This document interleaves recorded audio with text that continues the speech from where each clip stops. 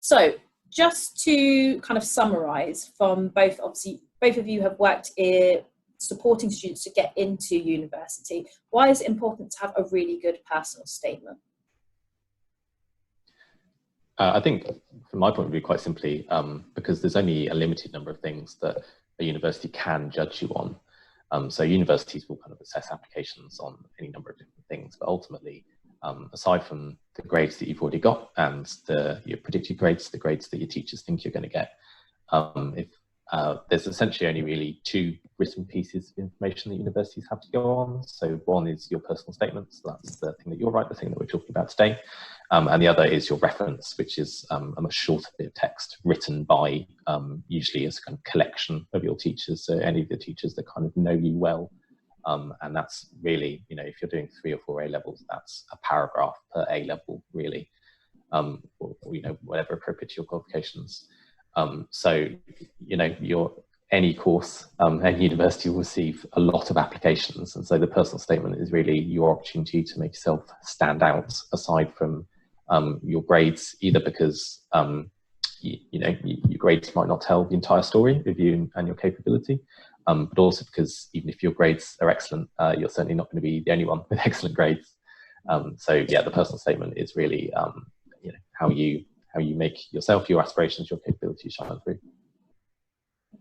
Yeah, really just to add on that is applying the context, like, as much as possible. They can't meet every student, and successful students will get to maybe interview before decisions being made and stuff like that. But this is your opportunity to, like Sam suggested, apply the context to those grades. So, you might be a young carer and you want to highlight that in your personal time, you might not have as much free time as some of your peers, and you've got extra responsibilities.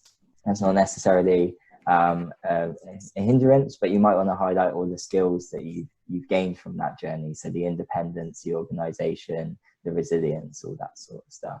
And likewise, it might be that on paper your grades, you might have maybe a weaker grade on paper, and you might want to sort of explain the reason behind that. You might have been going through, when your predicted grades came in, you might have been going through a journey or a process that you might want to sort of reassure that you've sort of dealt with and coped with, and how you managed to do that.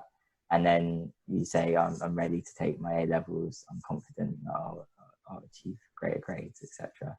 And I think it's also a really good opportunity for you to analyse if this university is going to be right for you, and if this course is going to be right for you as well. So it's an important process, to, like we sort of suggested, to start early, so you can start matching your skills and be like, well, actually, is this really what I want to do for the next 3 years of my life? Or are my skills and qualities and my interest in another area? And actually writing the personal statement can sort of trigger a lot of those questions to help you decide. Universities and colleges have gotten a lot better, kind of particularly in the past 5 years, about being transparent with how they assess applications. So, high tariff, high grade universities, for instance, mostly now will publish admission statements. So that is for each course, a kind of breakdown of how they weight the different parts of your application. So some might say that, they weight your personal statement as 50% of your final score. Some it might be 80%, for some it might be 0%, even if it's a kind of course where they don't take your personal statement into consideration. But you can go ahead and do that research to begin with. You might also want to look at depending on what you're applying to as well, there's quite often information available about how many people who receive an offer are accepted onto that course, even if they just miss the offer.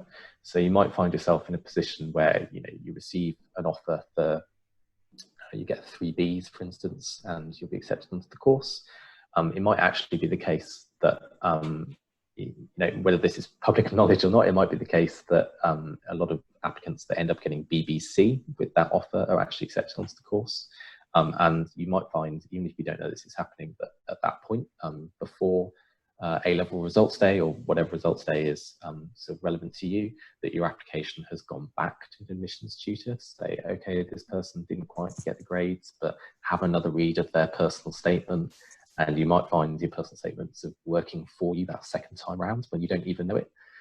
So yeah, definitely kind of figure out the course, figure out how you're being assessed as much as you can.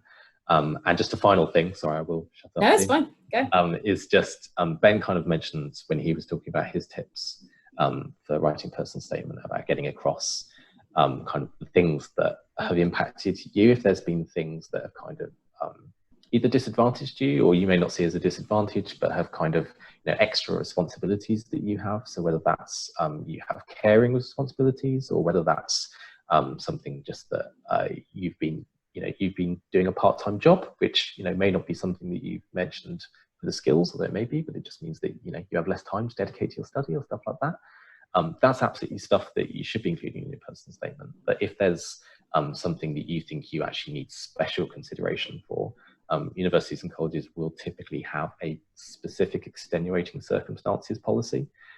So that's not just writing, I've had a bit of a hard time recently, please can I have a lower offer, but they will require some pretty solid evidence from you. But if you do think that you're in that position and that you can provide that evidence, then it's worth doing a bit of research. That's typically separate from your UCAS application. But if for instance you have caring responsibilities or something like that, that's quite a common one, then definitely look at your university's extenuating circumstances policy, because that could really help you out.